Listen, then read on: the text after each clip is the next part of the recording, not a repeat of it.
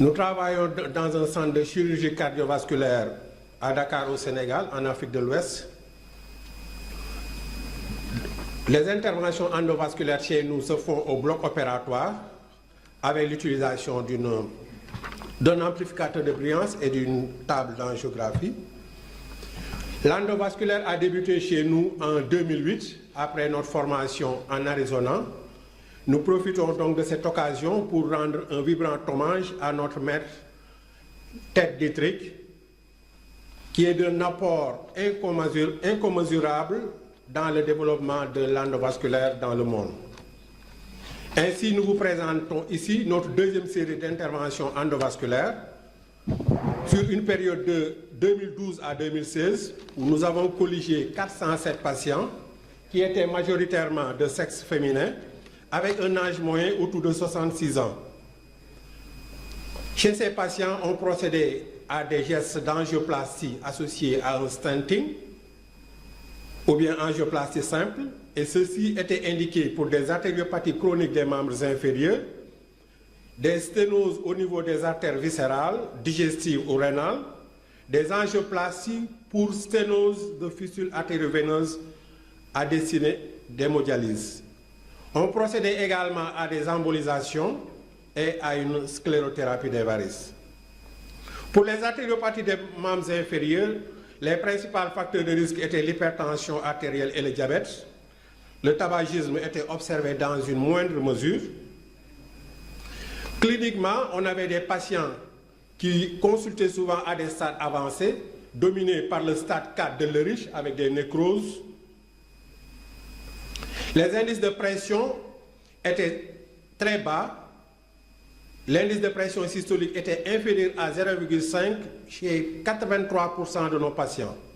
On utilisait donc l'écho-Doppler et l'angioscanner pour faire le diagnostic. Le geste se faisait toujours sous anesthésie générale. L'abord était fémoral, le plus souvent rétrograde. On procédait par une angiographie suivie d'une héparinisation générale. Les lésions à l'artériographie étaient des lésions souvent qui étaient très sévères, dominées par le stade C de la Transatlantic Society Consensus, avec des occlusions qui étaient longues et des sténoses serrées. On procédait à une angioplastie simple dans 65% des patients, majoritairement sous des artères fémorales superficielles. L'angioplastie était associée au stenting en cas de sténose résiduelle significative ou en cas de dissection. Cela concernait 35% de nos patients. Ici, on peut vous montrer en illustration l'angioplastie fémorale après une occlusion fémorale complète. L'angioplastie a donné donc une reperméabilisation complète de l'artère. Toujours une occlusion d'environ 5 cm de l'artère fémorale superficielle distale qui, sous angioplastie simple, a donné une bonne perméabilité de l'artère. Nous présentons toujours une sténose serrée de l'artère fémorale superficielle qui a été dilatée, ce qui a permis une recanalisation complète avec recrutement de beaucoup de collatérales. Et ici, on peut voir un runoff au niveau de l'artère pédieuse. Les résultats en post-opératoire donnaient une sténose résiduelle significative à 3%, une dissection à 2%. Des gestes complémentaires étaient souvent associés.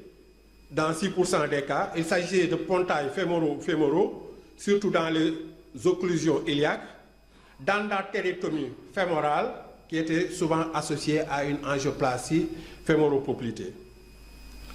À côté de ces lésions proximales, les lésions distales des membres étaient également traitées.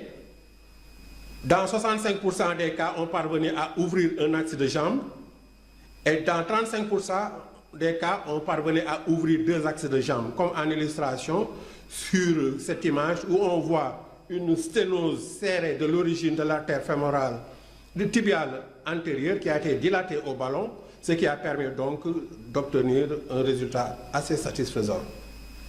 La morbidité était faite de dissection aorto-iliaque, de dissection localisée fémoropoplitée, de rupture de cathéter, d'hématome inguinal, entre autres. et cela concernait 9% de nos patients. La mortalité à 30 jours était de 2,1%, souvent associée à des comorbidités. Les causes de mortalité étaient une insuffisance rénale, un AVC ou un infarctus du myocarde. Les patients bénéficiaient souvent de réintervention. Un pontage aortobifémoral a été effectué chez un patient où nous avons eu une dissection importante. Les amputations majeures touchaient 66% de nos patients. Les amputations mineures, 15%. On procédait également à des débridements. L'évaluation à 6 mois a permis, sur 89% de nos patients, d'avoir une cicatrisation complète, une régression de la douleur avec une mortalité nulle. L'écho-Doppler notait 84% de perméabilité à 6 mois. À côté de ces artériopathies des membres inférieurs, il y avait également les sténoses des artères viscérales, en particulier au niveau de l'artère rénale, comme sur cette image où nous voyons une sténose très serrée de l'origine de l'artère rénale gauche, où nous avons procédé à une mise en place d'un stent qui a permis une revascularisation de cette artère rénale. D'autres procédures sont également effectuées. Il s'agit des embolisations qui sont indiquées très souvent pour les malformations vasculaires, en particulier pour les malformations artério-veineuses. On procédait donc à des embolisations premières qui parfois suffisaient à faire disparaître le flux, mais très souvent on procédait à des interventions hybrides. Après diminution significative de ce flux artériel, on procédait à des ligatures secondaires. Ce fut le cas sur ce patient qui avait une malformation artério-veineuse cervico-temporale. C'est la même chose pour cette autre image où nous avions une malformation artério-veineuse au niveau du mollet qui a été embolisée avec succès. Les embolisations touchent également les artères hépatiques. L'indication, c'était des tumeurs hépatiques qui étaient évoluées. Donc, on procédait à ces embolisations pour diminuer donc, le calibre de la tumeur. C'est la même chose pour les hémorragies de la délivrance, où l'embolisation permet de préserver la fonction de l'utérus.